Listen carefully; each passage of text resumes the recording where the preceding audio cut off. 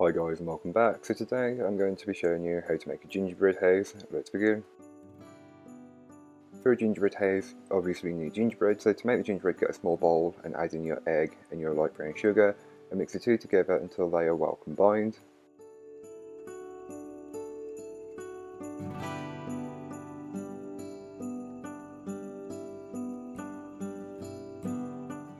You can then go ahead and grab a food processor and into it place your plain flour followed by the bicarbonate of soda and the ground ginger, and just mix them together until they're fully combined. I just pulsed mine until it's fully combined, so don't take very long, but it's easy to probably do it by hand.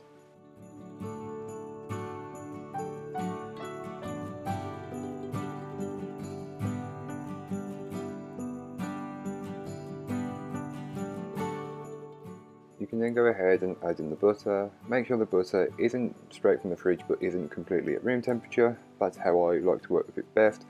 Place into your food processor, then pulse that in until it's fully incorporated. You'll know once it's incorporated as the flour mixture will turn a different colour. That means you know it's fully combined.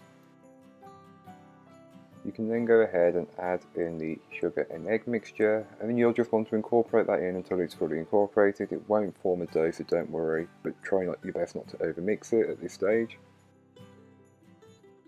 You can then go ahead and add in the golden syrup. This is what will bring the dough together, so make sure you get as much of it out of the bowl as possible. If you need to, warm it up a little bit first. Just mix it in until a dough starts to form, then place it onto a floured surface and just give it a brief knead to bring it together. Don't make the dough in the food processor as it may make it a bit tougher in texture.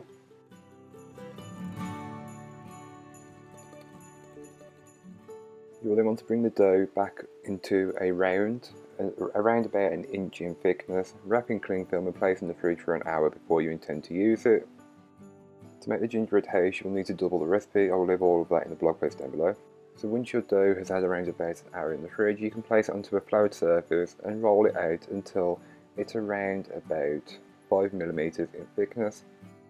Roll your dough out to 5mm and then you can get your first cutout. So I've got templates that I've made by getting the dimensions offline. I will leave them in the blog post link down below. You'll then want to press it on top and then just cut out your template. You should be able to get both the front and the back of the house out of the first roll. You don't want to roll this dough too many times, maybe once, twice at the most. Anything after that, just bin the dough and start over.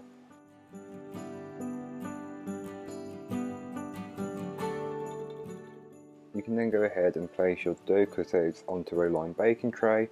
If you're using a large enough baking tray, you should be able to get both on, but if you need to use two separate trays, don't worry to do that. These do expand a little bit while baking, but not too much, so don't worry.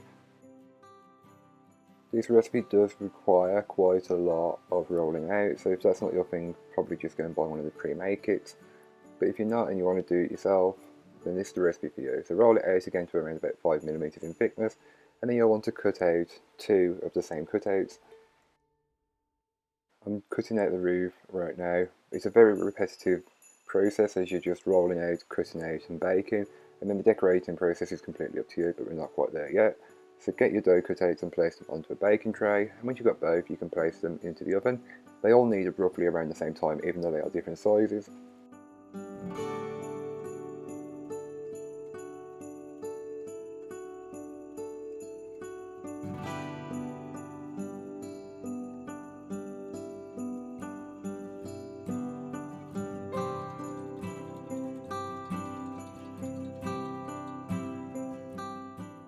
You can then go ahead and use the excess dough which has been left over and cut out any shapes that you like. I just went with gingerbread people and trees, but feel free to customise it however you want to. So the following day, once I got everything baked and cooled down and the royal icing was made, you can then place your royal icing into a piping bag fitted with a number 2 or 3 nozzle, whichever you want. I went with the large one to fill out more space, as I really wasn't sure how to decorate this, as this is actually the first gingerbread house I've ever made. Yes, I'm 24 years old and never made a gingerbread house, but hey, here we are. It wasn't the best, but next year I'm going to make something better. Watch this space. Yes, the piping does look like a 5-year-old has piped it, but don't worry, it hasn't, it's me. So if you don't want it to look like a 5-year-old, take your time. You'll want to decorate it however you like. How I'm doing it is just how I've seen other people doing it online, as I wasn't sure how to make it look in the end result. So I just went with what I thought looked good, and then at the end it kind of come together, but at the same time kind of didn't, and it looked like like a 5-year-old had done it. I bet you a 5-year-old could do a better job than this. Once the royal icing has had some time to firm up on the decoration, you can start the assembly. So grab your side pieces and put some of the royal icing on the side, and then you'll just want to secure it to part of the front or the back, whichever. If you've got a front and back, mine are irreversible, so they can be used for either. Just secure it in place. You may need to put something there to secure it just while the royal icing dries, and once it dries it will be set very firm like glue, so don't worry.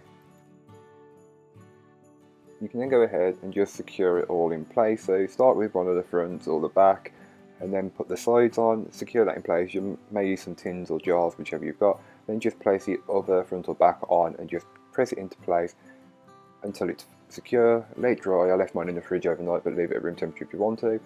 Then to finish it off, you'll need to do the roof. So just get your royal icing, which is in the piping bag, and just pipe the royal icing wherever the roof is going to sit. Yes, you might want to put it on and it'll just fall off, but that's why you'll use a jar to secure it in place. Let it dry like that and then you're good to go. It'll firm up in a couple of hours.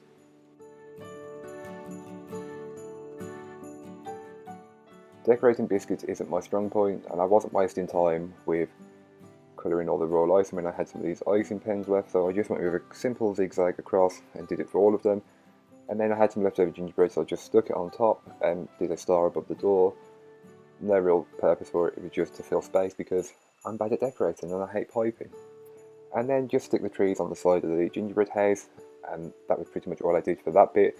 Used some of the gingerbread people and stuck them out at the front of either the front door or the back door with some sweets, and you're good to go. The decoration is completely up to you, but here is what mine looked like once it was finished. Yes, it looked like a child decorated it, but they didn't.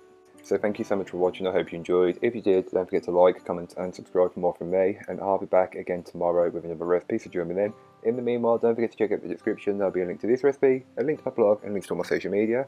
So don't forget to go and follow me over on there. I am trying to post daily on Instagram and TikTok, so go and follow me over there, show some support. But that's all for today, I hope you enjoyed. Bye guys.